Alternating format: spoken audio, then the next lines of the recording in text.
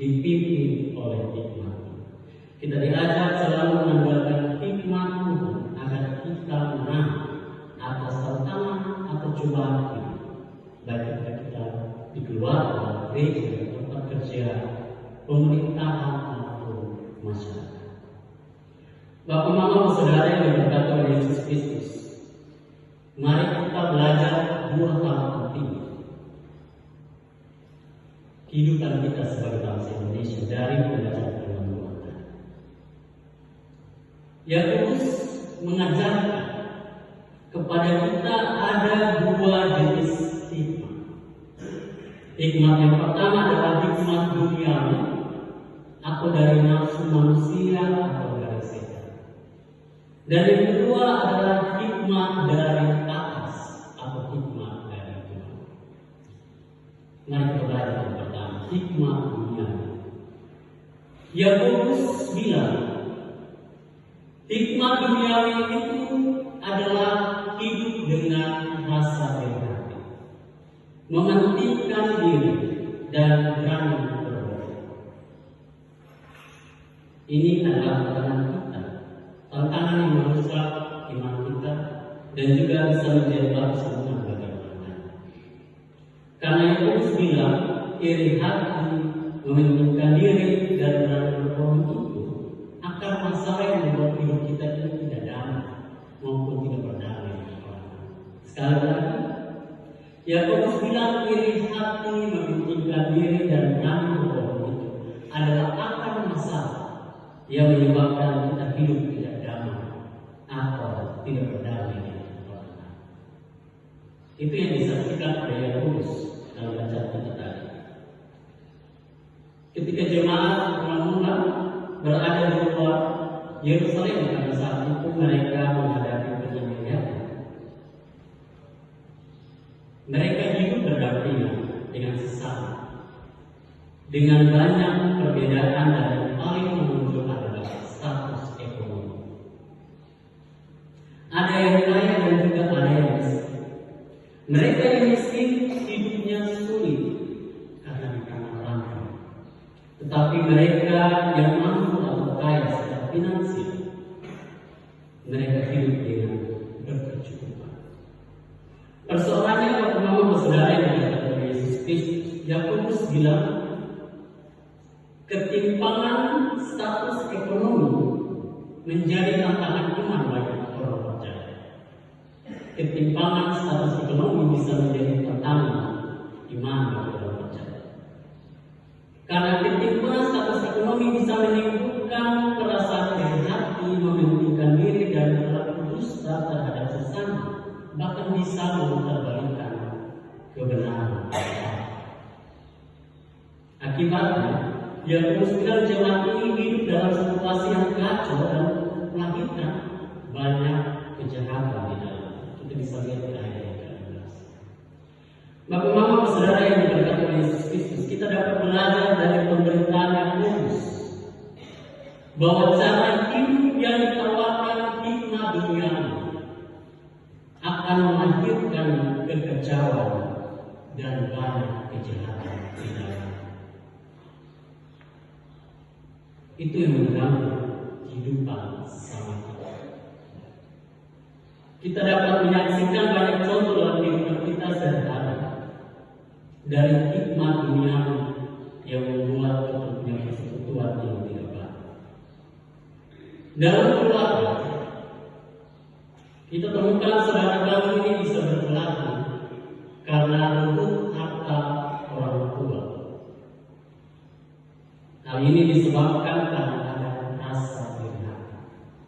Ketidakjujuran tidak ada, tapi hanya dusta dan kebohongan. Makanlah tanah, jual beli tanah di bawah tanah. Masalah tanah kekuburan yang sangat mahal yang tidak bisa dijangkau oleh masyarakat, khususnya bagi kelompok yang lemah. Bapak Mau Saudara Yesus Kristus, kita juga akan mengikuti pemilihan gubernur dan wali kota.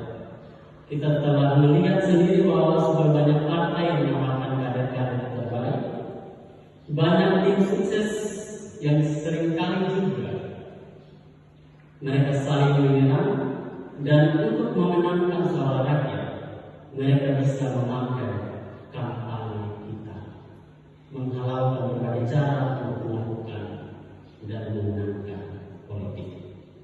Dalam kehidupan masyarakat, kadang juga dalam kehidupan persekutuan kita, seringkali kita lebih memberikan perhatian yang lebih pada orang yang kedudukan dan status ekonomi yang baik, dan kurang memberikan apresiasi kepada orang-orang yang kelihatannya biasa-biasa saja, namun memiliki integritas yang tinggi dalam memperjuangkan keadilan.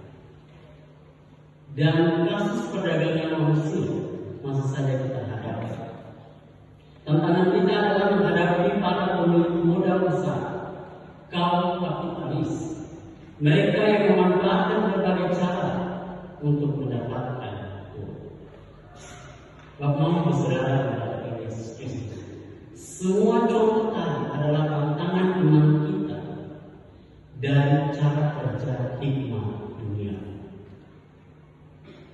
Karena itu kita harus melawan dengan hikmah daripada Tuhan, seperti yang ditekankan oleh Yakobus pada kita saat ini. Yang kedua, kita belajar untuk selalu mengandalkan hikmah dari Tuhan.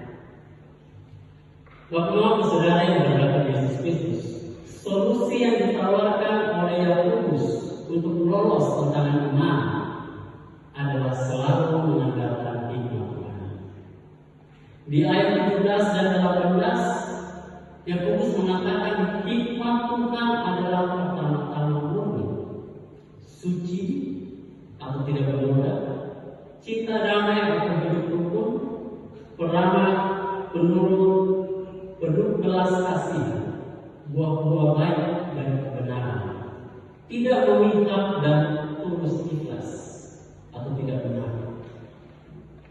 Ini solusi yang disampaikan oleh Tuhan melalui hambanya Yakobus bagi kita saat ini.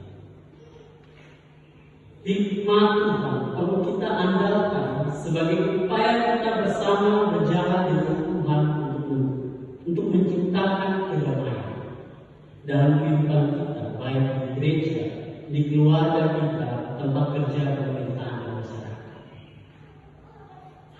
Bapak-Ibu saudara yang berkata Yesus Kristus, merenung akan kemerdekaan yang kita rayakan, kita juga menyadari sebagai orang yang telah ditebus dengan darah yang mahal, maka kita wajib mengenalkan manusia yang lain. Kita bukan hidup untuk diri kita sendiri, tapi kita hidup yang dipimpin oleh Tuhan, oleh kebenaran Tuhan. Sebagai manusia baru, tentu kita telah merdeka, bebas dari dosa.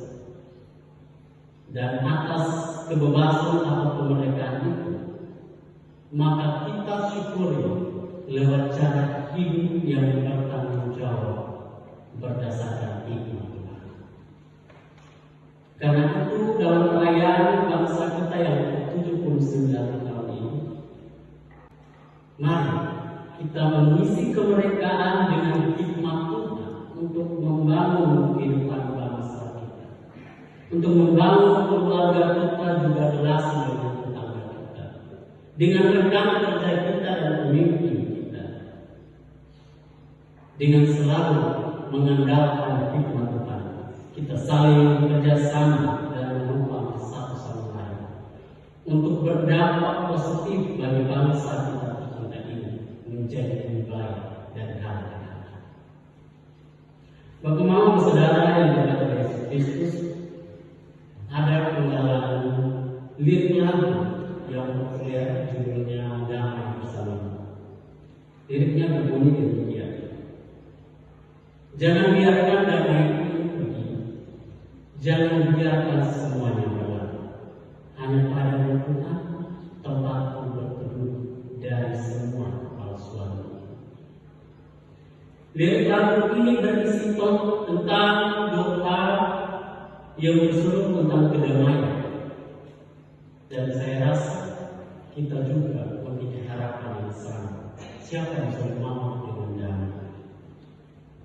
Karena itu, panggilan iman kita bersama adalah mari kita lebih tingkatkan dalam setiap pekerjaan kita itu, kita andalkan hikmat Tuhan. Kalau bukan saatnya ini dan terus menerus kapan lagi kita mau mencapai kedamaian. Mari kita lebih menghadirkan kedamaian. Kita sudah merasakan damai, tapi kita lebih lagi meningkatkan itu dengan cara kita ciptakan secara bersama dengan hikmat Tuhan. Selamat merayakan kemerdekaan Indonesia dan sekaligus kita merayakan kemerdekaan iman kita.